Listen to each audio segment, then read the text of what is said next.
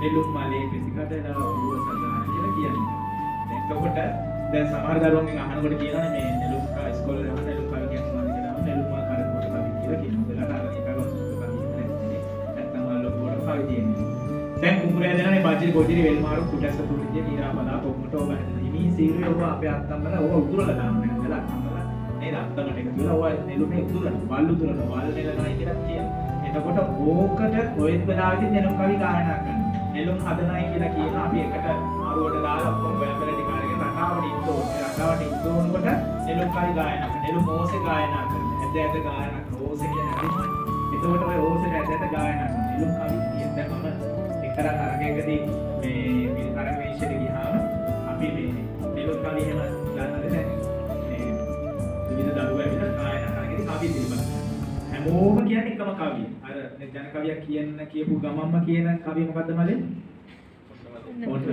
ඕක තමයි හැමෝම කියන්නේ. ඊට මම ඇහුවා පුතේ ඔයාලා දන්නවද නෙළුම් කවි දන්නවද කියලා. 9 වසරේ පුතෙක් ආවේ කොල්ලා අත් දෙකක් පිටිවස දාලා ඇස් කෙල්ලයක් කරකොලව දන්නවා කියලා. මම කොහෙන්ද කියලා. කොල්ලා හිටගෙන කියනවා නෙළුම් කවිය නෙළුම් මලේ පිටිකඩලා ඔළුව සදාන කියලා කියන්නේ.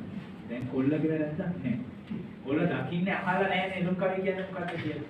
නේද? අපි අපේ වැරද්ද තියෙන්නේ. ඇයි අපි දරුවට නෙළුම් කවිය කියන්නේ මොකද්ද? අපේ නෙළුම කියන්නේ මොකද්ද කියන එක උනේ කියලා දීලා නැහැ. හැබැයි දැන් අපි ලෝක අපේ ගෙදරට යනකොට අම්මා නෙවෙයි නෑනේ පුංචි අම්මා නම් අපි හැමදාම දකින්නේ අපේ පුංචි අම්මට අම්මි කියන පුරුදු වෙනවා. ඒ වගේ තමයි. අපේ උරුමයක් නෙමෙයි නම් දකින්නේ අපි නිතර. අපේ රටේ දෙයක් නෙමෙයි නම් දකින්නේ අපි පිටරට දෙයට උරුමකම් කියන පුරුදු වෙනවා. අපිට ගෙදර පෞල් සංස්ථාව තුල රණ්ඩුව කියන දේ අපිට පුරු කරේ අපි ඔය බලපු ටෙලිවිෂන් එකකින් බලපු ටෙලිනාට්‍ය ටික තමයි. මෑත කාලිනව බලපු ටෙලිනාට්‍ය. එහෙම නැතු අපේ සමාජය තුල ඔයම ගැටුම් කලහකාරීකම් තිබ්බේ නැහැ. මොකද මතක් කරලා බලන්න අපේ ගෙවල් වල තිබ්බේ පවුල් 2 3 4 එක නිවසයක් ඇතුලේ ජීවත් වෙච්ච අපි මිනිස්සු අපි රණ්ඩුන්නේ නැහැ. ඒ පවුල් පසුබිම විනාශ කරන්න නැති කරා. ඒ පවුල් විනාශ වෙන ටෙලිනාට්‍යයන් ටික ගෙනල්ලා අපි අපේ උරුමයන් නැති කරගන්න. අපිට දැනෙන්නේ නැහැ. නොදැනුවත්ව තමයි අපිට මේ දේවල් සිද්ධ වෙන්නේ.